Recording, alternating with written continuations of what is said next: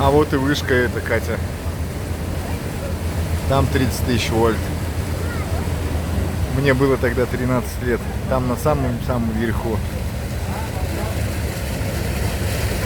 Такие вот дела.